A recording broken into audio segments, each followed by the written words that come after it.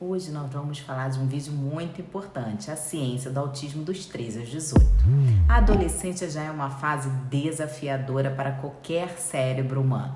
Mas quando a gente fala de autismo, essa fase representa um dos maiores desafios da ciência do desenvolvimento humano, do desenvolvimento neurobiológico.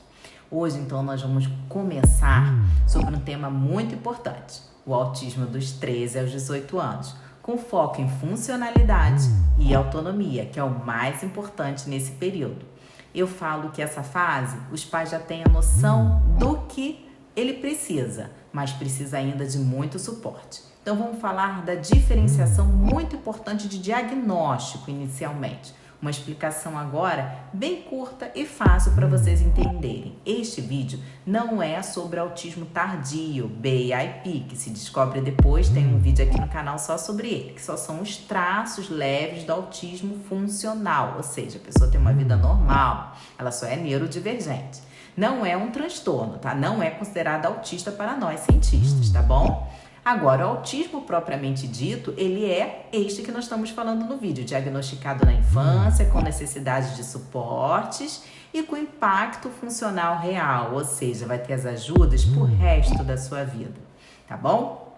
Agora, do contexto da adolescência do autismo, vamos falar um pouco nesse período da adolescência, como que vai se comportar.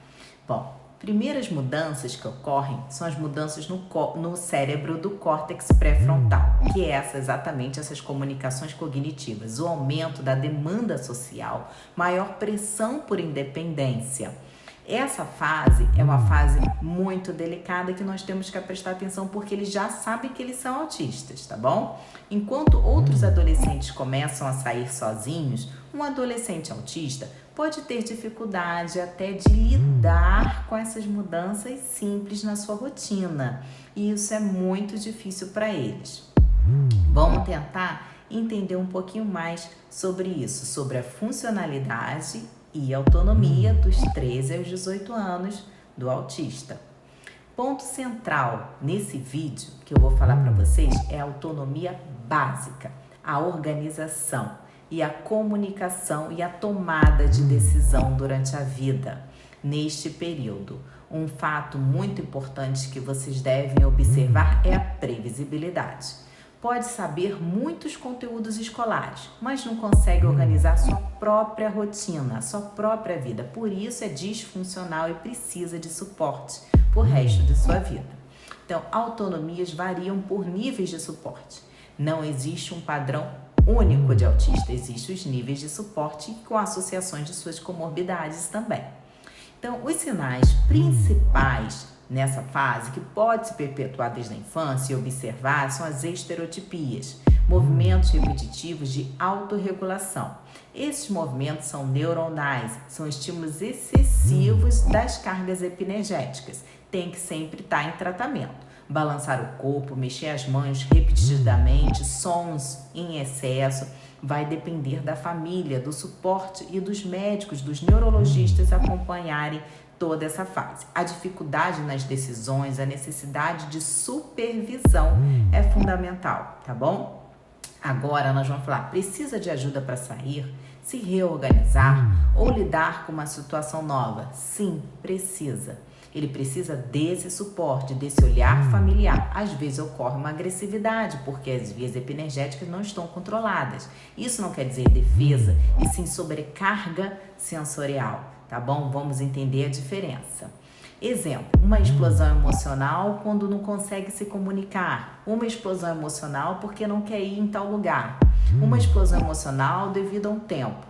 Isso é normal de acontecer com os autistas. A comunicação algumas vezes evolui, outras permanecem não verbais e tá tudo bem. O importante é que ele já vai ter uma noção do que ele é, tá bom? A vida social, a dificuldade de interação, é muito importante entender. O isolamento e ocorre uma ingenuidade social. Não quer dizer que ele não perceba o ambiente, ele percebe, ele sente, mas ele se fecha. Não entender ironias, limites ou interações com as outras pessoas é normal. Ele não vive o mundo olhando as maldades dos outros. Ele vive a sua pureza e ingenuidade se fechando. Por isso, a escola é fundamental para ajudar nessa socialização. Mesmo com limitações, o foco no desenvolvimento ele é possível e a escola é fundamental. Pode ter passos enormes na escola.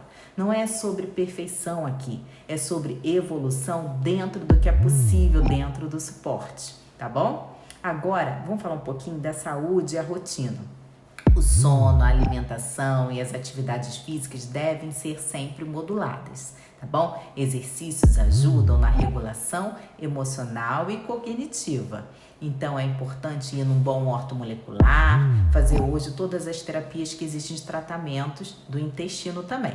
As viagens e os passeios, vamos dizer que tem que ocorrer um preparo antes, a rotina previsível, evitar sobrecargas. Exemplo, mostrar o local antes de ir, explicar o que vai acontecer na viagem, tudo isso tem que ser previsível, tá? O tratamento e o suporte, psicologia, psiquiatria, neurologia, terapias ocupacionais, psicopedagogia são fundamentais e vão até o resto da sua vida com acompanhamento da família junto. Essa abordagem ela deve ser integrativa e regular, tá bom? A regulação do sistema nervoso, o metabolismo e o ambiente, ele depende dessa integração das áreas médicas, tá? Melhores e regressão. Eu vou dar aqui uma pausa.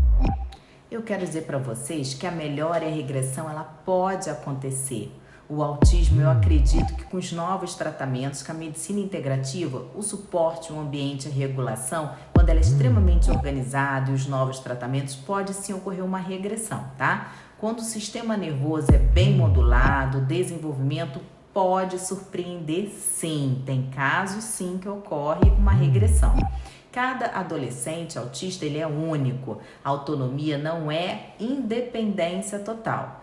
É evolução possível com suporte, ciência e amor. Ou seja, ele é um conjunto de fatores para a gente poder acessar essas vias epinergéticas que somente funcionam de formas diferentes das vias atípicas, das vias típicas, tá bom? As vias atípicas funcionam de forma diferente das vias atípicas. E essa adaptação com o meio, com essa medicina integrativa, com as terapias, vão se perpetuar por resto da sua vida.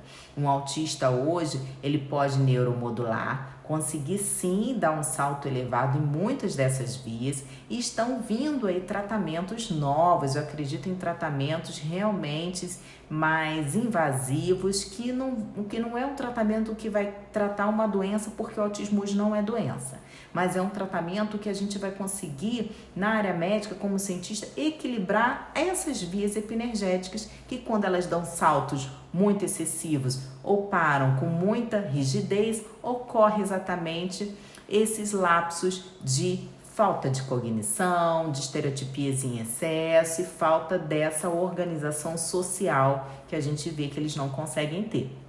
Mas isso tudo é possível, a medicina está evoluindo sim. Eu, como cientista da área de neurodivergência, tenho muita vontade de aprofundar os meus estudos exatamente para ver tratamentos que controlem essas vias epinergéticas de uma forma equilibrada, né? Isso é possível hoje sim e está em estudo, está tudo em estudo e vamos aguardar o futuro, não é mesmo? Agora, para esse momento, eu quero deixar com vocês uma grande esperança. Essas crianças autistas que são diagnosticadas desde a infância, elas possuem talentos inimagináveis. Elas possuem um coração, um amor, uma sensibilidade profunda, um estado límbico de percepção auditiva, empata, muito maior que uma pessoa típica. É difícil de lidar, às vezes eu sinto uma agressividade, meu filho me bate, isso e aquilo. Calma. Tenta entender o motivo que está por trás da reação dele adversa a uma situação. Às vezes tem vias diferentes de lidar. Às vezes tem que acompanhar se tem associação, alguma comorbidade que está causando esse excesso de agressividade. Tá bom? É importante entender todo esse contexto para que essa criança no futuro consiga ter um pouco de autonomia, mesmo que vá ter trabalhos que os pais sabem onde ele está, num supermercado, vendendo alguma coisa que goste muito, ou até pode se formar, mas que vai fazer talvez uma profissão que não dependa da sua autonomia funcional de direção. Eu mando fazer isto. É mais complicado, por exemplo, um médico ser um autista. Ah, é impossível? Não, não é. Provavelmente é um BIP, mas autismo suporte, autismo mesmo, eu acho muito difícil, porque o de suporte precisa de acompanhamento, ele é disfuncional, ele não tem condições sociais de discernir, e ele tem condições sociais de entender tecnicamente as coisas, mas de discernir entre a sociedade, infelizmente não, porque o cognitivo dele não alcança ainda essa percepção.